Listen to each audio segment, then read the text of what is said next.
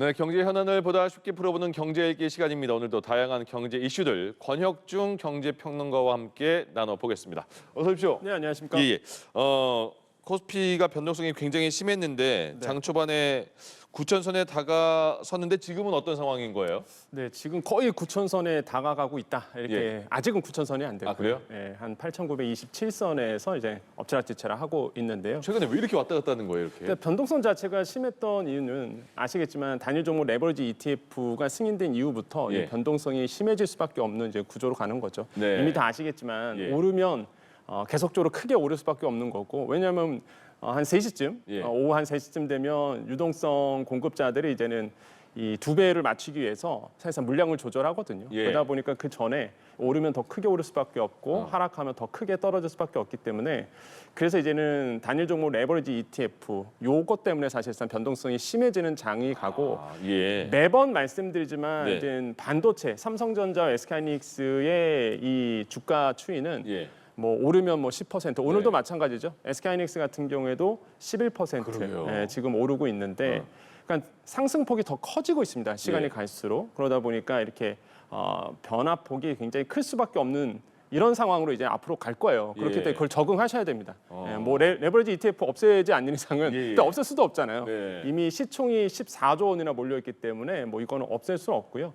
그렇기 때문에 이 변동폭은 굉장히 심해질 수밖에 없습니다. 오늘의 이 상승장의 주도는 역시 기관들입니다. 예. 현재 기관들이 순매수하고 있고, 개인들과 외국인들은 지금 이제 순매도를 하면서 시장에서 좀 빠지고 있다, 이렇게 예. 보시면 되겠고, 그러다 보니까 역시나 오늘도 반도체 주가 중심으로 해서 예. 시장을 끌고 있다, 이렇게 보시면 될 것 같아요. 예. 그래서 이제는 지금 상황에서는 많은 분들이 걱정하시는 게 이거죠. 이제 쏠림 현상. 네. 그러니까 변동폭이 아까 말씀하셨잖아요. 지금 보니까 장중 변동폭이 500포인트입니다. 그러니까 뭐 정말로 어질어질하다라는 분들이 많아질 수밖에 없고, 예. 한국형 공포지수죠.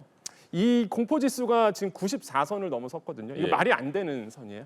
사실상 뭐 상식적으로도 이해도 안 되는 심한 선인데. 숫자예요, 그 수치가? 네, 그럼요. 이게 94선이라는 거는 50만 넘어도 사실상 이거 굉장히 변동성이 심하다고 얘기하는데, 90선이니까 이게 사실상 말이 안 되는 선임에도 불구하고 예. 이걸로 뉴 노멀로 받아들여야 될지 아니면은 이걸 우리가 어떻게 해결해야 될지 고민이 되게 큰 상태입니다. 예. 그래서 이제 정부도 아마 고민이 클 것 같아요. 이대로 놔두면 안 될 거라고 아마 판단하실 것 같아요. 네. 그래서 김용범 정책실장이 얘기한 것처럼 사실 지금의 이 변동폭, 이게 과연 그대로 둬야 되는지, 그렇다고 이 없앨 수 없는 거고요. 또한 이찬진 금감원장이 또 얘기했었잖아요. 저 이- 누워서라도 막아야 되는데. 네, 이거 막아야 됐어야 되는데 후회한다, 이렇게 얘기했었잖아요. 그러니까 사실상 이 레버리지 ETF로 인해서 계속적인 이런 변동폭은 일어날 수밖에 없고, 상반기에 사이드카가 28번 열렸고요. 그다음에 금융위기 때가 26번이었는데 예. 이게 그 정도로 사실상 지금 변동성이 심하다는 거 말씀을 드리겠습니다. 예.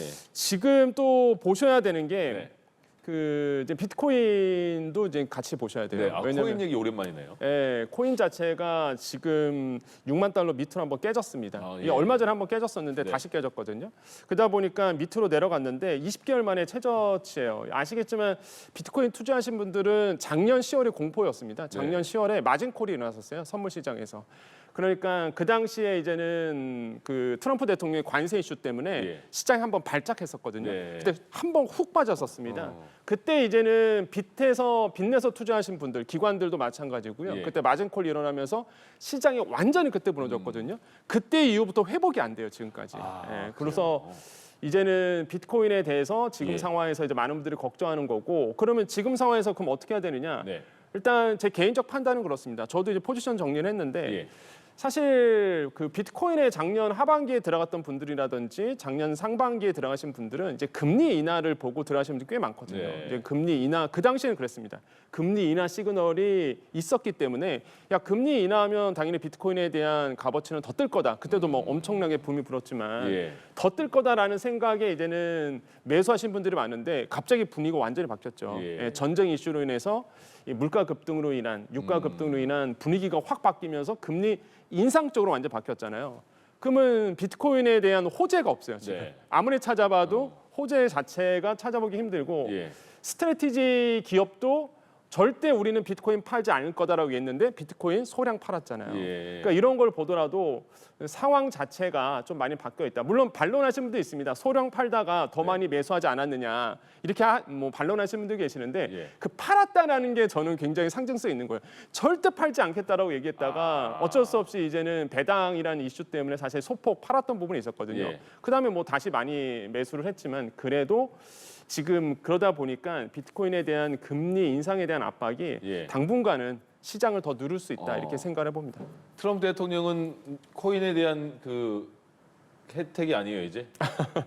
예, 지금 이걸 보셔야 돼요. 사실 이제 언론이라든지 네. 아니면은 뭐 블룸버그라든지 로이터에서 얼마나 그 코인에 대한 이슈가 많이 나오는지를 예. 이제 보셔야 되는데 클래리티법이라고 있습니다. 이 가상 자산을 이제 명확하게 만드는 법인데 이 클래리티법이 과연 언제 처리가 되는지도 아직 이게 상원 하원에서 처리가 안 되고 있거든요. 네. 이게 만약에 처리만 된다 그러면 뭐 호재로 작용할 수 있겠지만은 그런데 이 클래리티법이 사실상 언론에서 전혀 이렇게 눈에 안 보여요. 예. 예, 그 뜻은 뭘까요? 이게 관심이 없다는 얘기입니다. 그러네요. 지금 그러다 보니까 지금 시장에서는 예. 확실히 이 비트코인 가상 자산에 대한 관심이 확 줄고요. 대신에 예. 그 중심에 이 반도체. 뉴욕도 마찬가지입니다. 지금 뭐 뉴욕도 뭐 반도체 때문에 난리니까 예. 이 반도체가 그 중심에 이제 차지하고 있다 이렇게 생각을 해봅니다. 모건 스탠리는 그 우리 코스피가 만피, 네. 1,500선까지 갈 수 있다 이렇게 전망을 했던데 네. 동감하세요?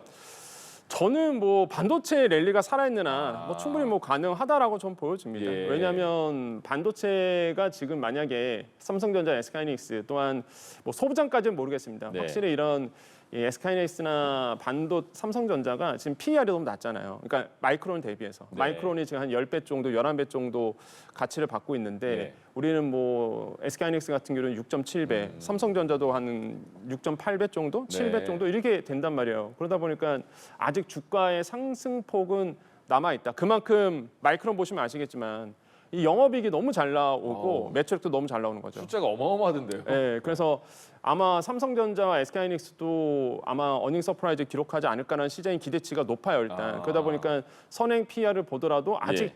이 영업이익이 계속 치고 올라가다 보니까 아직 이제 주가가 그만큼 못 쫓아가고 있다라는 게 지금 시장에서는 해석을 하고 있고 예. 그렇게 된다 그러면 삼성전자와 SK하이닉스가 코스피에서 시총이 지금 거의 한 52%, 54% 정도 되거든요. 예. 그러면 당연히 뭐 계산적으로 봐도 삼성전자, SK하이닉스가 계속 살아있는 네. 뭐 코스피 지수는 계속적으로 올라갈 수밖에 없는 거고 자연스럽게 끌고 올라가거든요. 예. 그래서 이제는 지수 자체가 계속 상승될 가능성이 있다. 근데 다만 매번 말씀드리지만 이게 착시 효과가 꽤 있다라는 거 말씀드립니다. 네. 아까도 말씀드렸지만 삼성전자, SK하이닉스만 오르는 거지 네. 그 위의 종목들은 사실 좋은 흐름 이어가지 못하고 있다. 특히 예. 오늘도 마찬가지죠. 코스닥 시장은 철저하게 지금 소외받고 있거든요. 네. 그래서 코스닥에 투자하신 분들 특히 이제는 바이오라든지 예. 바이오는 과거의 저점을 그러니까 과거의 고점을 깨지도 못해요 지금 거의 3년 만에 다시 저점으로 갔나 그 정도로 지금 바이오 쪽은 분위기가 굉장히 안 좋고 예. 그다음에 무엇보다 뭐 2차 전주에 대한 랠리가 살아 있지만 그래도 아직은 사실상 그 좋은 시기를 다시 한번 쫓아가기에는 아직도 먼 주가 추이거든요. 그렇군요. 그러다 보니까 뭐 코스닥의 대장자라고 할 수 있는 이런 뭐 바이오라든지 아니면은 이렇게 2차 전지주가 힘을 못 받고 있다 보니까 네. 지금 뭐 코스닥에서 철저하게 소외당하고 있는 이런 분위기가 느껴집니다. 그래서 확실히 이제는 쏠림 현상이 너무 심해지고 있다. 예. 그래서 이런 점들은 우리가 안고 있는 숙제예요. 아마 예. 오늘 축구도 졌잖아요. 네. 그러니까 기분이 안 좋으신 분들 굉장히 많을 겁니다. 축구가 특이해요. 한번 월드컵에서 지면 하루 종일 기분이 안 좋아요. 그러니까요. 네. 그러다 보니까 이게 사실 또 이게 논문에도 나온 얘기거든요. 그러니까 이렇게 우리 스포츠 산업이 기분이 이렇게 좀 안 좋아지면은 소비에 악영향을 준다. 아, 그래요? 그래서 주가도 사실상 파란불이 들어온다 이런 얘기도 있긴 있는데 뭐 마찬가지입니다. 사실 지금 오르는 것만 올라가고요. 예. 안 좋은 거는 계속 안 좋은 상태로 계속 갈 수밖에 없는 게 우리나라의 예. 지금 시장 자체이고 예. 이런 부분에서 본다 그러면 지금 그동안 축구 때문에 올랐던 종목들이 있습니다. 뭐 소비재라든지 네. 유통주라든지 이제 끝났잖아요. 예. 사실. 물론 뭐 앞으로 어떻게 시나리오가 있겠지만은 경우의 수가 있대요. 경우의 수가 있겠지만은 지금 상황을 보면 안 좋다 네. 보니까 아마 이런 주가에 관련된 주가들도 조금 많이 좋지 않을까, 안 좋게 가지 않을까라고 보고 있습니다. 알겠습니다. 그럼 속도를 좀 내보겠습니다. 자, 마이크론이 실적을 발표했는데 굉장히 좋았습니다. 근데 다음 달에 삼성, SK 하이닉스도 실적 발표하는데 네. 이 영향을 받아서 좋게 나올까요? 저는 긍정적으로 봅니다. 네. 당연히 긍정적으로 볼 수밖에 없고 마이크론 실적 깜짝 놀랐던 게 시장에 우려감이 있었잖아요. 이거를 관망세가 좀 있었습니다. 뭐 생각보다 물론 매출은 잘 나오겠지만 기대만큼 나와야 된다라는 예. 거였는데 기대만큼 더 이상으로 나왔죠. 네. 그러다 보니까 지금 3분기 매출이 이제 414억 달러가 나온 상태고요. 예. 전년 동기 대비해서 본다 그러면 이제는 4배 정도입니다. 퍼센테이지로 본다 그러면 이제 358억 달러고요. 영업이익률이 81% 정도 나왔어요. 81.2% 이렇게 나왔는데 이게 말이 안 되죠. 한 회사가 어떻게 영업이익률이 81%입니까? 이게 매출 총이익이 85%거든요. 예. 그러니까 매출액에서 원가 뺀 게 85% 예. 매출 총이익률이 나왔고 거기서 비용 다 빼고 나온 게 81%라는 게 이게 말이 안 되는 거거든요. 네. 그러니까 반도체가 이렇게 힘이 있다라는 거예요. 예. 이게 그러다 보니까 시장에서는 깜짝 놀란 거죠. 당연히 그게 주가로 반영될 수밖에 없고 예. 장 마감 후에 발표했기 때문에 시장에서 마이크론이 뭐 10% 이상 급등했던 건 이미 다 아실 겁니다. 네. 그게 고스란히 지금 우리나라 SK하이닉스나 삼성전자에 영향을 주고 있고 그럼 시장에서 지금 다음을 예. 보고 있는 게 그럼 이제 7월에 있는 우리나라의 삼성전자가 이제 시작을 하죠. 이 실적 발표죠. 예. 그래서 지금 시장의 기대감은 굉장히 높아진 상태고요. 저는 그런 점에서는 충분히 예. 지금 상승 모멘텀은 살아 있다. 마이크론이 풍향계 역할을 하다 보니까 그걸 증명해 줬거든요. 예. 훨씬 더 삼성전자나 SK하이닉스가 실적 부분이라든지 아니면 기대치를 상회할 가능성이 굉장히 크다. 예. 단 이거는 기억하셔야 돼요. 이번에 네. 너무 잘 나왔거든요. 그러면 이제 다음이 문제인 거죠. 예. 기대치가 너무 올라가니까 그러네요. 그래서 이제는 과연 다다음 분기에 이제는 그 전에 주가 추이를 다시 한번 좀 확인하셔야 되겠고 네. 너무 오른 것도 사실 좋지 않다 이런 생각을 해봅니다. 알겠습니다. SK 하이닉스가 다음 달에 나스닥에 상장한다는데 미국에 네. 어떤 방식으로 상장을 하는 거고 앞으로 그러면 우리 증시에는 또 어떤 영향을 미칠지 좀 알려주세요. 그러니까 ADR이잖아요. 이미 뭐 어제 이슈가 나왔기 때문에 네. 다 아실 겁니다. 예. 그러면 이제는 핵심만 좀 말씀드릴게요. 네. 이제 많은 분들이 궁금해하는 게 그럼 뭐 SK하이닉스가 이제 원주가 있는 겁니다. 우리나라의 본주 원주가 네. 있는 거고 거기에서 이제 일부분을 이제는 나스닥에 이제는 상장을 한다라고 이제 얘기를 했고요. 그렇게 된다 그러면 지금 보니까 신주가 한 1,779만 주 이제 발행한다 이렇게 되어 있습니다. 예. 거기에 이제는 10분의 1이니까 지금 나오고 있네요. 신주 나오고 있고 총 발행액이 한 45조 원 정도가 됩니다. 예. 그래서 내달 10일로 지금 예상을 하고 있는 거고요. 그럼 여기서 벌어들인 이제 발행액 45조 원은 예. 이제 용인 쪽이라든지 이쪽에 이제는 계속적으로 이제 투자를 할 거다 이렇게 네. 보고 있고 어. 지금 뭐 주관사 쭉 나오고 있는데요. 예. 시티은행이 이제는 예탁 증서를 발행하는 예탁은행사로 이제는 결정이 됐습니다. 그래서 예. 일단 주관사는 4개의 주관사로 되어 있고 그럼 여기서 이제 중요한 게 네. 그럼 SK하이닉스가 좋은 거냐 나쁜 거냐? 왜냐하면 이게 신주 발행이고 유증이잖아요. 네. 그렇게 된다 그러면 이 내 주식이 희석당해서 안 좋은 거 아니냐라고 말씀하시는 분들이 있습니다. 네. 근데 이거에 대해서 제가 좀 반론을 말씀을 드릴게요. 왜 그러냐면 우리가 그 TSMC를 보더라도 사례가 있습니다. TSMC가 꽤 오래전에 사실상 ADR을 발행해서 뉴욕에 이제 상장을 한 케이스인데 네. 사실 지금 반도체 랠리가 막 살아날 때 지금을 보시면 아시겠지만 지금 프리미엄이 미국이 한 10% 더 받고 있거든요. 예. 근데 연초가 이 프리미엄이 한 23%였어요. 그러니까 미국의 TSMC ADR이 이제 대만에 있는 TSMC보다 한 23%를 더 가치를 부여했었습니다. 예. 근데 올해 들어와 갖고 이게 10%로 줄었어요. 그러니까 대만 본주도 크게 올랐다는 얘기입니다. 그러니까 왜 그러냐면 사실상 이제는 자금에 대한 이동이 훨씬 더 빨라질 수밖에 없고 특히 이제 TSMC 같은 경우는 필라델피아 반도체 지수에 편입이 돼 있는 상태잖아요. 예. 훨씬 더 이제 패시브 자금이 빨리 들어올 가능성이 있습니다. 그럼 마찬가지로 SK하이닉스가 이제 발행을 해서 ADR 발행해서 뭐 계획대로 나스닥에 상장을 한다 그러면 차익 결제가 이제 차익 실현이 가능한 거예요. 그러니까 차익 결제가 뭐냐 그러면 일단 ADR이 먼저 뜹니다. SK하이닉스가. 그러면 거기서 있는 주가가 막 뛸 거 아닙니까? 예. 그러면 이제 잘 생각해 보면 우리나라 본주에서 사서 그걸로 이제 팔아버리면 되거든요. ADR에서. 이 차익 결제가 가능한 게 ADR이에요. 그래서 아마 제가 봤을 때 쌍끌이 효과가 분명히 나옵니다. 이거는. 그래서 분명히 제가 봤을 때는 나스닥의 SK하이닉스의 ADR은 분명히 가치가 크게 뛸 거예요. 예. 왜냐하면 필라델피아 반도체 지수에 바로 편입된 건 아닙니다. 좀 네. 시간이 걸릴 텐데 그 기대감이 살아있잖아요. 그럼 주가가 크게 뜨겠죠? 그럼 크게 뜹니다. 그러면 상대적으로 보면은 우리나라의 본주가 가격이 너무 낮아진 거예요. 그러면 뭐 어떻게 했습니까? 외국인들 들어오거든요. 예. 들어와서 사서 이제 차익 결제를 하겠죠. 차익 실현을 하기 때문에 이런 부분을 본다 그러면 이제 저는 분명히 호재다. 예. 저는 뭐 그렇게 생각을 하고 있고 이런 점에서 기대할 만하다. 저는 이렇게 평가를 해봅니다. 알겠습니다. 삼성전자, SK하이닉스가 호남과 충청권의 반도체 클러스터에 뭐 수백조 원을 투자한다고 하잖아요. 이게 네. 정부의 계획에 좀 따라가는 것도 있는 것 같은데 시장은 이걸 어떻게 받아들이고 있는 거예요? 일단 이거를 정치 논리로 보지 않으셨으면 좋겠어요. 예. 일단 삼성전자나 SK하이닉스는 어떻게든 간에 공장을 더 세울 수밖에 없는 구조로 지금 가고 있습니다. 근데 이 기업들이 당연히 필요로 하는 거죠, 이게. 필요로 하고 있고요. 예. 할 수밖에 없어요. 지금 네. 상으로 본다면 왜 그러냐면 지금 이제는 글로벌 빅테크 4개사의 올해 이제 설비 투자 규모가요. 작년보다 80% 이상 늘었습니다. 예. 이게 실제 조사를 해봤거든요. 한 1,100조 원이나 돼요. 이게 우리 돈으로 본다 그러면 이게 계속적으로 지금 늘고 있고 우리나라 예산의 1.5배입니다. 예. 그러니까 빅테크들이 계속적으로 시설 투자를 하는데 데이터 센터잖아요, 결국에는. 그럼 거기에 당연히 GPU가 들어갈 거고 네. HBM 들어갈 수밖에 없습니다. 이거를 맞춰주려면 공장을 지금 더 세워야 돼요. 예. 삼성 같은 경우에는 평택 5공장이 2030년에 완공이 되고요. 그다음에 SK하이닉스 용인 공장이 2027년도에 이제는 완공이 됩니다. 이게 가동을 하는 거거든요. 네.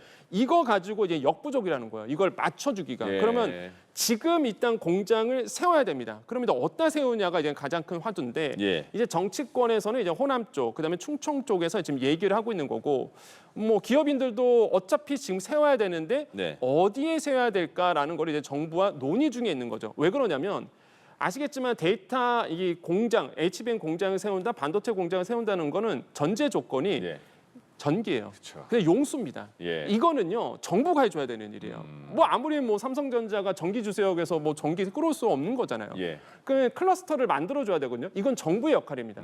그럼 정부랑 이게 맞아야 돼요. 이게 안 맞으면은 아무리 기업이 하고 싶어도 못 합니다. 예. 그래서 지금 정부랑 얘기를 하고 있는 거고. 오늘 오후에 이재용 회장 만난다고 하네요. 맞습니다. 예. 예, 과연 어떻게 얘가 나올지 지금 정부는요. 예. 29일입니다. 국토공간 대진행 회의가 열립니다. 이때 열리는데 예. 대전황이 열리는데 그때 회의 때 한 400조 원 규모의 이제는 호남 반도체 투자 계획을 밝힐 계획으로 있어요. 네. 그럼 그 안에 이제 SK하이닉스와 삼성전자가 이제는 그 얘기했던 그 금액이 분명히 들어가겠죠. 예. 아마 그때 발표를 할 겁니다.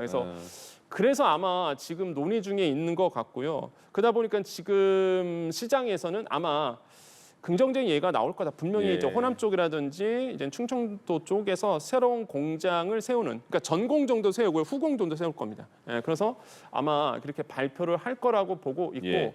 다만 제가 좀 우려스러운 거는요. 예. 뭐 전기나 용수는요 정부가 의지를 가지고 끌어오면 됩니다. 뭐 만들면 되겠죠. 근데 네. 인력이에요. 예, 인력입니다. 왜냐하면 인력에 다 수도권에 있어요. 모든 인력들이 지금 다 수도권에 있다 보니까 예. 만약에 지방으로 간다 그러면 그 예. 지방에서 지방 인재들을 키워내야 되거든요. 과연 그 지방 인재들을 빠르게 키워낼 수 있을까? 요즘에 속설로 여러분 외신 보도 보면 재밌는 외신 보도가 많이 나와요. 지금 미국에서는요 공장을 만들어야 되는데 네. 용접공이 없다고 합니다.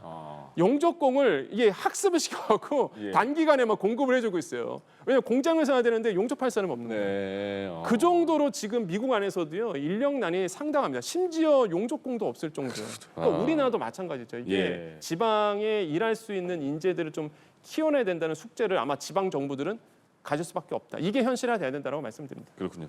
스페이스X는 그 일론 머스크가 1조 달러 자산이 넘어서 조만장자 이렇게 타이틀이 있었는데 확 좀 지금 빠졌나 보죠? 네, 뭐 이유는 명확하죠. 일단 예. 스페이스X가 주가가 급락했기 때문에 네. 당연히 이제 빠질 수밖에 없습니다. 예. 16일에 주가가 40% 올랐잖아요. 왜 이렇게 빠진 거예요? 그거 간단하게 짚어주면 좋을 것 같아요. 일단 스페이스X는 이미 아시겠지만은요. 이제는 초반에 분위기가 워낙 좋았습니다. 네. 그러다가 이제 이 시장에서는 예상을 하고 있었어요. 예. 왜냐하면 초반에 자금 몰리다 보니까 아직 뭐 명확하게 나온 건 없잖아요. 그래서 네. 과도하게 몰린 자금이 이제 타이밍을 보고 차익 실현을 할 거다라고 얘기하고 있고 무엇보다 물량 자체가 작잖아요. 예. 물량 자체가 작다 보니까 뭐 어느 한 곳에서 물량을 훅 빼게 되면 훅 빠질 수밖에 없는 부분이거든요. 그래서 이런 부분도 분명히 이제 고려 사항이 있겠고 예. 무엇보다 이제 아시겠지만 회사채를 발행했습니다. 그래서 예. 아니 도대체 막대한 IPO를 해서 자금을 끌어왔는데 네. 그 상황에서 회사채까지 발행한단 말이야. 아. 그러니까 이제 시장에서는 깜짝 놀랄 이게 수밖에 뭐지? 없는 이렇게 거예요. 되는 네, 그렇죠. 이게 뭐지? 뭐 문제 있는 거 아니야? 그런데 그럴 필요가 없어요. 저는 당연한 거라고 생각을 해봅니다. 지금 이제 그 일론 머스크가 재미를 보고 있는 게 데이터 예. 센터예요. 예. 스펙스X를 통해서 데이터 센터 해갖고 이거 임대해주고 있거든요. 그러니까 재미를 본 거죠 이게. 그러니까 야, 이 데이터 센터를 팔면 임대해서 팔면 돈이 되는구나. 그래서 더 만들어야겠다. 막대한 자금을 더 쓸 수밖에 없는 거죠. 이거 투자 자금 쓰려고 한 거지. 뭐 크나큰 뭐 다른 이슈가 있어서 알겠습니다. 사실 뭐 회사채 발행한 건 아니다라고 생각을 해보겠고. 예. 주가 자체가 빠지다 보니까 자연스럽게 이게 당연히 이제 자산 가치가 좀 빠질 수밖에 없는 부분이다라고 생각을 해봅니다. 알겠습니다. 서울에 부자가 있는데요. 부자가 한 6천 명 정도 있는데 부자가 얼마에서의 부자냐면 이 기준은 우리 돈으로 460억 원이 넘는 부자가 네. 서울에만 6천 명이 있대요. 네, 맞습니다. 이게 이번에 이제는 한 자산 정보 분석 업체라고 있는데요. 예. 여기서 2026 세계 초부유층 보고서입니다. 이 글로벌 보고서인데요. 이 작년보다 뭐 36% 늘어났다 이렇게 예. 보고 있는데 서울에 460억 원을 갖고 있는 고액 자산가죠. 이런 네. 분들이 6,220명으로 조사가 됐습니다. 작년 대비해서 36% 늘어났고요. 12위 대국에서 우리가 12위를 했습니다. 예. 근데 증가율로 보면은 1위예요. 증가율로 아. 보면 36% 증가가 됐잖아요. 예. 그러니까 단기간에 이런 초부유층이 많이 발생했다는 겁니다. 네. 그래서 이게 보면 굉장히 의미가 있고 예. 지금 보고서를 보니까 전 세계 한 56만 명이 이렇게 460억 원 넘는 자산가라고 얘기를 하고 있고요. 2017년 이후에 증가율 최고인데 그 이유를 보면은 낮은 인플레이션율. 물론 그동안 이제는 뭐 물가 자체가 좀 낮았기 때문에 네. 지금이야 이제는 굉장히 많이 올라가고 있지만 두 번째로는 견고한 기업 실적, 그다음에 세 번째로는 AI 열풍이겠죠. 고객께지만 해주시고요. 다음 요거 지금 궁금한 게 있어서. 네. 예. 그 부동산 소식인데 정부가 이제 종합 대책을 부동산과 관련해서 내놓는다고 하는데 지금 종부세와 보유세 얼마나 올릴 것인지, 그럼 어디가 토지 구역 허가제가 지정될 것인지 요 전반적으로 한번 훑어주세요. 일단 규제 지역은 시장에서 예상하는 건 당연히 나오는 게 바로 구리입니다. 예, 구리. 그다음에 화성 쪽이겠고요. 예. 그다음에 안양 쪽도 일부 지역 이렇게 예. 아마 묶을 가능성이 굉장히 크다. 그다음에 이제는 당연히 용인 쪽도 마찬가지겠죠. 아. 그래서 이렇게 규제주로 아마 될 거다라고 좀 예상을 하고 있는 상태고요. 네. 그러다 보니까 집값이 크게 뛸 수밖에 없는 게 규제 지역 분명히 예상되니까 예. 규제 지역 있기 전에 산다. 왜? 규제 지역 들어오면 대출을 못 받거든요. 아. 예, 갭 투자가 안 됩니다. 지금 그 동탄이 셔셰권이 지금 그런 상황인가요? 그렇죠. 이제 동탄이 지금 딱 이런 상태인 거죠. 예. 그러다 보니까 지금 시장에서는 동탄 쪽 분명히 규제에 묶기 전에 이제 갭 투자해야 된다라는 투자자들이 몰리면서 가격이 크게 뛰었는데요. 예. 일단 지금 상황을 본다 그러면 분명히 이 양도세 부분이라든지 지금의 보유세 부분, 거래세 물론 이런 얘기가 나오는데 저는 거래세는 안 건드렸으면 좋겠고 오히려 거래세는 낮춰줘야죠. 네. 그래야 뭐 매도가 나올 거고요. 예. 지금 보고 있는 건 이제 보유세 부분이라고 보시면 되는데 아마 현실화율 그다음에 공정시장 가액 비율을 건드릴 겁니다. 예. 지금 현실화율 같은 경우는 69%고요. 공정시장 가액 비율은 60%거든요. 분명히 이거 저는 건들 거라고 생각을 하고 네. 있고요. 우리가 그냥 보유세는 그렇게 따지면 됩니다. 우리가 시가가 있잖아요. 지금 현재 거래가가 있습니다. 거기에서 이런 현실화율을 이제 곱하게 됩니다. 왜냐하면 예. 공시가가 나야 되거든요. 그렇죠. 그래서 현실화율이 현재가 69%예요. 예. 그러면 곱해서 공시가가 나오는 거고요. 예. 그 공시가를 바로 이제 세금에 대비하지 않습니다. 현실화율이라고 해갖고 과표를 나오게 하는 이 현실화율이 현재 60%예요. 네. 그런 다음에 곱해서 이제는 과표가 나오는 거고 과표에 맞는 이제 세율이 곱해지는 거죠. 예. 그러면 자연스럽게 개정할 필요도 없고 세법 개정 필요 없고 시행령으로 고칠 수 있는 게 이런 현실화율 그다음에 공정시장 가액 비율이거든요. 자연스럽게 이거를 80% 90%만 높여도 예. 재산세 이제는 더 많이 나옵니다. 자연스럽게. 그래서 예. 제가 봤을 때는 아마 이 부분을 진짜 건드릴 거라고 보고 있고요. 그래서 결국에는 재산세가 아니면 보유세가 더 늘어나는 구조로 갈 거고요. 그걸 못 버티시는 분들이 예. 매물로 나오게끔 아마 정부는 이렇게 움직이지 않을까라고 보고 있기 때문에 부동산 시장도 아마 7월 이후에 큰 네. 변화가 한번 있을 거다라고 말씀드릴 수 있습니다. 근데 그 거래세도 지금 올리려는 거죠, 정부가.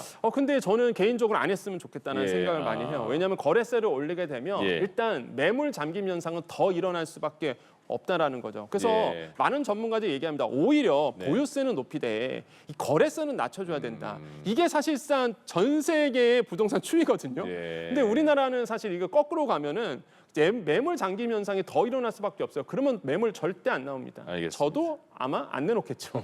그렇기 여기까지. 때문에 예. 거래세는 좀 낮춰줬으면 좋겠다는 생각을 해봅니다. 알겠습니다. 여기까지 듣겠습니다. 권혁종 경제평론가와 함께했습니다. 잘 들었습니다. 네, 감사합니다. 고맙습니다.